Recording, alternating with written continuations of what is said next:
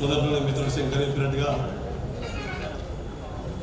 నేను BA HPP sir physics professor కాబట్టి lecturer కాబట్టి నాకు కళాశాలలో అక్కడికి చెప్పలేదు కానీ పిడిఎస్ విద్యార్థి నాయకుడిగా మా సభలకు సమావేశాలకు వచ్చి అప్పటి నుంచి ఇప్పటి వరకు 1994 సిద్దిపేట డిగ్రీ 2024 30 ఏళ్ళుగా ప్రతి సందర్భంలో మేము చేస్తున్న కార్యక్రమాలకి పిలువగానే వచ్చి అన్ని విధాలుగా అండగుండి ఆదరిస్తున్నటువంటి సభాధ్యక్షులు గౌరవ పాపయ్య సార్ గారికి, మనందరం అభిమాన నాయకుడు, ఒక రకంగా శ్రామిక ఉత్పత్తి సేవా కులాలు సబ్బండ తెలంగాణ సమాజం అంతా ఫ్యూచర్ తెలంగాణగా భావిస్తున్నటువంటి మన అభిమాన నాయకుడు గౌరవ హరీష్ అన్నకి,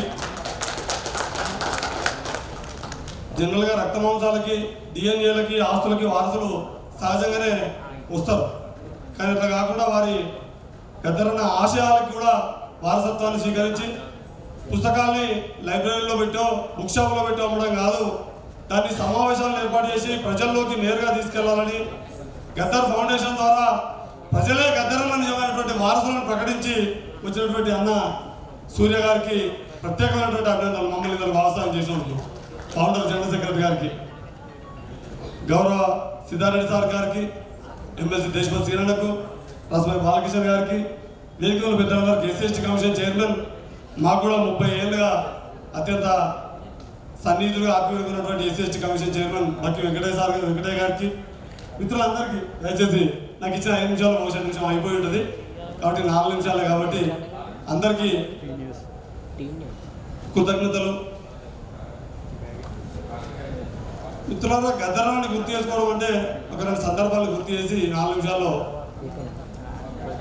గద్దరన్న కేవలం గాయకుడు మాత్రమే కాదు, వాద్యకారుడు, గాయకుడు, సాహిత్యకారుడు అనే దానికైతే ఈ మూడింట్లలో నాకైతే అంత పెద్ద ప్రాథమిక పరిచయం లేదు.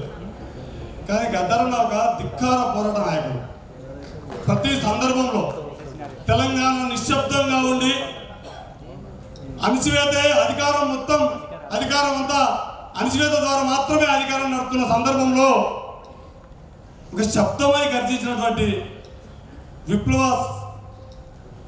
ధ్వని గద్దరన్న. అది ఒక్క సందర్భం కాదు, అనేక సందర్భాలలో. అది కారంచేడు, చుండూరు, దళితుల ఉంచకోతనైతేనేమి, అది మన తెలంగాణ గడ్డ మీద అత్యంత కర్కశమైనటువంటి పాలన.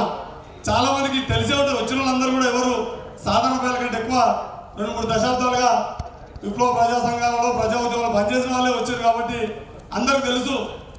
ప్రధానంగా సరళీకృత ఆర్థిక విధానం వచ్చిన తర్వాత 1991 నూతన పారిశ్రామిక ఆర్థిక విధానం వచ్చిన తర్వాత పూర్తి ప్రపంచ బ్యాంక్ అనుసరణలో 3వ ప్రపంచ దేశాల మీద అమెరికా పెట్టుబడి నడుస్తున్న దశ స్టార్ట్ అయినప్పటి నుంచి హైదరాబాద్ నగరానికి 100-200 కిలోమీటర్ల దూరంలో మొదట 100 కిలోమీటర్ ఒక రేడియస్ ఎక్కినట్లయితే ఒక అవుటర్ రింగ్ రోడ్లు వస్తున్నాయో, ఫస్ట్ ఒక దగ్గర ఇన్నర్ రింగ్ రోడ్, తర్వాత కొద్దిగా అవుటర్ రింగ్ రోడ్, తర్వాత ఇంకా రీజనల్ రింగ్ రోడ్.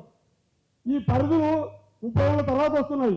ఈ పరిధులు రాకముందే ప్రపంచ బ్యాంకు, ఈ 3వ ప్రపంచ దేశంలో పెద్దలు చేస్తున్నటువంటి వరల్డ్ బ్యాంకు ఒక నమూనాను వేసుకుంది. అప్పటికే ఆ నమూనా ఏంటంటే ఫస్ట్ హైదరాబాద్లో ప్రశ్నించే గొంతులు ఉండొద్దు, తర్వాత హైదరాబాద్ చుట్టూ 100 కిలోమీటర్ల రేడియేషన్ పరిధిలో ప్రశ్నించే గొంతులు ఉండొద్దు, ప్రభుత్వానికి వ్యతిరేకంగా ప్రశ్నించే గొంతులకు అండగా ఉండే ప్రజా ఉద్యమకారులు కూడా ఉనికిలో కూడా లేకుండా చేసేటటువంటి లక్ష్యాన్ని పెట్టుకున్నటువంటి దశ. మేము బహుశా చరిత్రలోనే చారిత్రకంగానే అట్లాంటి దశలో మేము ఇలా అడుగుతాం. ఇప్పుడు విద్యార్థిగా 89లో అడుగుపెట్టే కాలం, 94లో పూర్తిస్థాయి కార్యకర్తగా అడుగుపెట్టే కాలం, గద్దరన్నతో సాన్నిధ్యం జరుగుతున్న కాలం, ఈ అణచివేత తీవ్రతరమైనటువంటి కాలం. 98-99లో ఒక్క 12 నెలల కాలంలోనే 1000 మంది అంటే చరిత్ర చంద్రబాబుది. గుర్తు చేయడం కోసం మీ అందరూ తెలవడం కాదు, ఇందులో మీరు అందరూ ఎక్కడో చోట అణచివేత వ్యతిరేకంగా, ధిక్కారానికి వ్యతిరేకంగా వివిధ రూపాల్లో పాల్గొన్న మీ అందరికీ గుర్తు చేస్తున్న సందర్భం ఇది. ఆ సందర్భంలో గద్దరన్న మాకు 97 అనుకుంటా జనవరి 26 తారీఖు మొత్తం ఈ దేశ విప్లవంలోనే ఒక తీవ్రమైనటువంటి చర్చ జరుగుతున్న సందర్భం అది. మన సత్యసారి ఇంతకుముందు గుర్తు చేసినట్టుగా ఈ దేశం కేవలము ప్రపంచ అన్ని దేశాలలాగా ఉన్నోళ్ళు లేనోళ్ళు అనే వర్గ వైరుధ్యం ఉన్న దేశం మాత్రమే కాదు. ఇక్కడ ఉన్నోళ్ళు కేవలం ఉన్నోళ్ళుగా మాత్రమే లేరు, లేనోళ్ళు ఉన్నోళ్ళు లేనోళ్ళని వైరుధ్యం ఈజీగా గుర్తించేటట్టుగా చాలా ఈజీగా లేదు, తేలిక లేదు.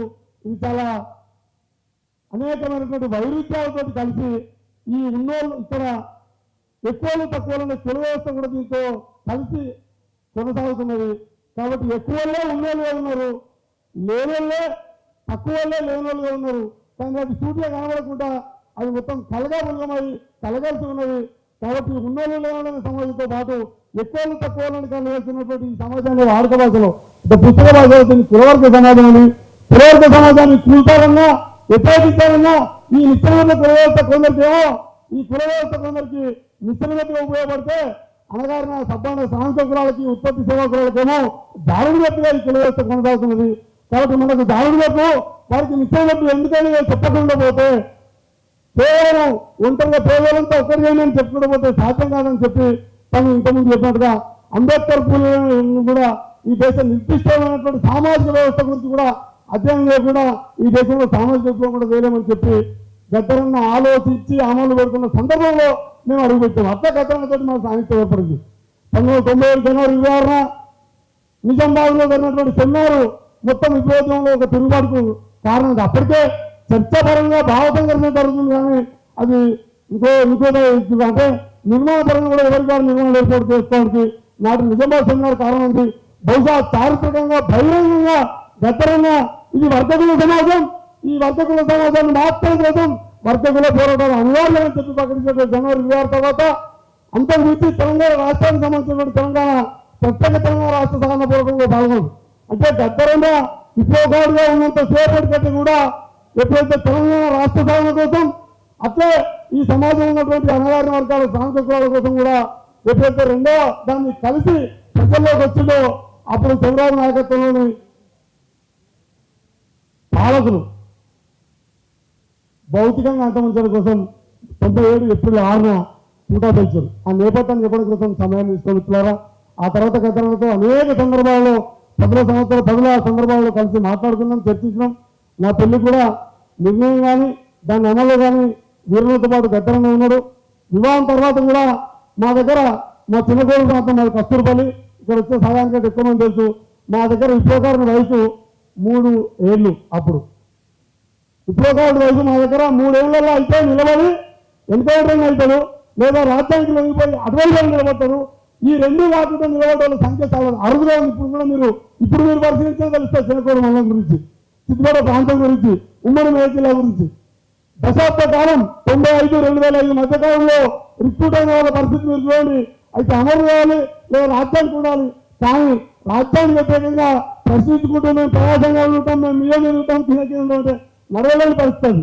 అట్లాంటి పిక్కాల పరిస్థితుల్లో వచ్చి నిలబడప్పుడు నువ్వేమో ఎప్పుడు మిగిలిపోయినా ఏమిరా ఇప్పట్లో మిగిలిన ఓనర్లు 2005-6లో మళ్ళీ ప్రయాసంగా లాభలో పోయినప్పుడు ఈ దేశంలో విప్లవకారుల మధ్య మీకు అందరూ తెలుసు.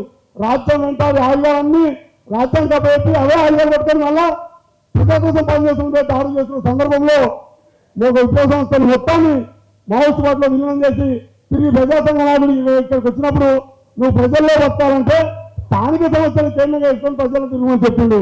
అట్లా గతంలో నాకు ఇచ్చిన కార్యక్రమమే మంజూరా సింగూరు జలాలు సిద్దిపేట రాష్ట్రం దక్కాలని నన్ను పాదయాత్ర చేస్తే ఆ పాదయాత్రను ప్రారంభించి సిద్దిపేటలోనే ఆ రోజు మనం శివరాత్రి రోజు తెలంగాణ కోసం జాగారం హై స్కూల్లో మీటింగ్ పెట్టి ఆ రోజు సిద్దిపేటలో 6 విప్లవ సంస్థలు మించి సిద్దిపేట సభ పెడితే దాని ముగింపు కూడా గతం వచ్చి ఆ రోజు చెప్పుడు ఇక నువ్వు బతుకుతావు కానీ జాగ్రత్తగా బతుకు, ప్రజల కోసం బతుకు, ప్రజల మధ్యనే బతుకు అని చెప్పి ఆ రోజు హామీ ఇచ్చి వచ్చిపోయిండు. ఇంకొక చిన్న వైరుధ్యం ఇప్పుడు సమాజంలో ఒక చిన్న చర్చ జరుగుతుంది. గతంలోని ఒక కాంగ్రెస్ వర్గం ముద్రేసే ఒక విస్తృతమైనటువంటి పరిస్థితి జరుగుతుంది.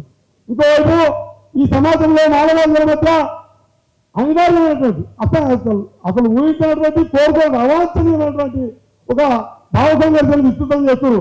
గద్దరన్న చాలా స్పష్టంగా నువ్వు ఆనాడు బాగా బతుకుందాం, కోడా బతుకుందాం అని చెప్పాడు. అట్లా మాదిగల్లో సంఘీరావు కమిటీకి తనే స్వయంగా కోఆర్డినేటర్గా సమన్వయకర్త కూడున్నాడు. అంటే ఇప్పుడు వస్తున్నటువంటి ప్రశ్న సమాధానం గద్దరన్న ఆల్రెడీ మనకు ఇచ్చిపోయాడు. మళ్ళీ తిరిగి గద్దరన్న చెప్పినట్టు అభూత ప్రచారాలు, అకల్పిత ప్రచారాలు చేయొద్దని చెప్పడం కోసం గుర్తు చేస్తూ గద్దరన్న సామాజిక శ్రామిక ఉత్పత్తి కులాలకి అధికారంలో వాటా దక్కే వరకు నడుస్తున్నటువంటి ఆత్మగౌరవ పోరాటం అన్నిటిలో గద్దరన్న ఉంటాడు. కేవలం ఆత్మగౌరవ పోరాటాలు కాదు, ఐడెంటిటీతో పాటు అలయన్స్ కూడా ఉండాలని గద్దరన్న కోరుకున్నాడు. మేము ఎంతమంది మా కర్తవ్యత తోటి అనగారినందరికీ అదే మాట్లాడినప్పుడు మాత్రమే సర్వవ్యాప్తమైనటువంటి అక్కడ సంతానాధిపత్యాన్ని పూర్వవంతమని చెప్పి గతంలో చెప్పిండు. కాబట్టి దాన్ని మననం చేసుకుంటూ గుర్తు చేసుకుంటూ ఇంతమంది దగ్గర ఫౌండేషన్ వాళ్ళు చెప్పినట్టుగా ప్రజలే గద్దరన్న వారసులు అంటే సబ్బన్న శ్రామిక ఉత్పత్తి సేవా కులాల ప్రజలే గద్దరన్న వారసులను గుర్తు చేస్తూ నాకు ఈ అవకాశం ఇచ్చినటువంటి మిత్రులకు ధన్యవాదాలు, కృతజ్ఞతలు. కొద్దిగా 2 నిమిషాల సమయం ఎక్కువ తీసుకుంటున్నా, మన్నించాలి. Thank you.